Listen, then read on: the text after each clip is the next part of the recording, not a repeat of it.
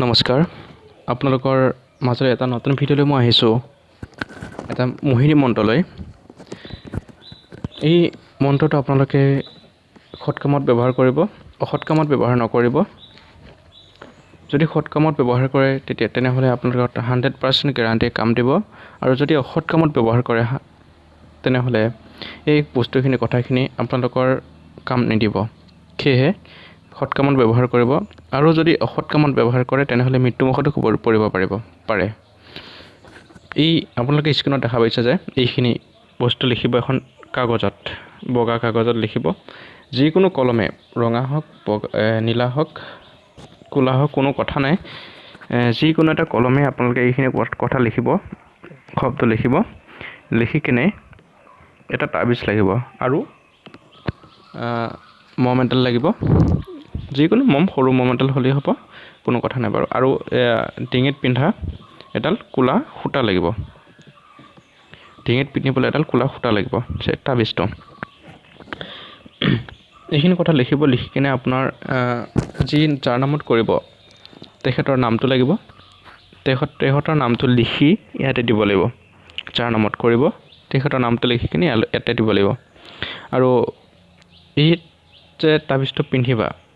তাবিজটো এইখিনি লিখি পিন্ধি কিনে ৰাতিপুৱা শুই উঠি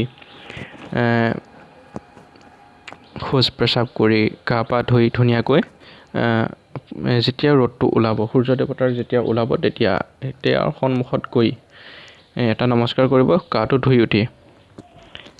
ধুই উঠি জিকাই ভিজাই তেনেকৈ নমস্কাৰ এটা কৰিব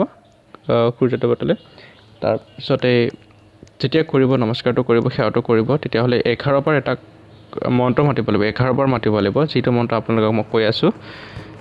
ওম হিং হিম কিলিন যাৰ নামত কৰিব তাৰ নামটো লাগিব আৰু কুৰু স্বাহা তেনেকৈ 11 বাৰ কৰিব লাগিব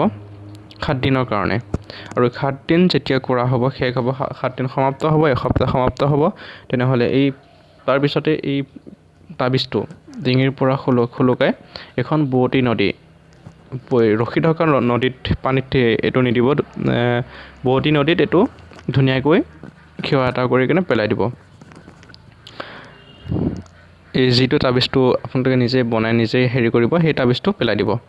আৰু পেলাই দিয়াৰ পিছত আপোনালোকে পিছফালে ঘূৰি নাচাব ঘৰলৈ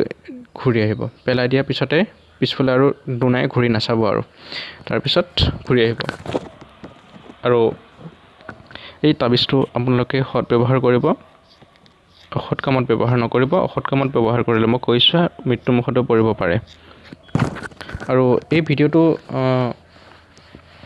লাইক শ্বেয়াৰ কমেণ্ট কৰিবলৈ নাপাহৰিব কমেণ্টটো আপোনালোকে যিকোনো কথা সুধিব থাকিলে কমেণ্ট কৰিব এই বিষয়ে আৰু আকৌ এবাৰ কৰিছোঁ এই কথাখিনি বস্তুখিনি অসৎ কামত ব্যৱহাৰ নকৰিব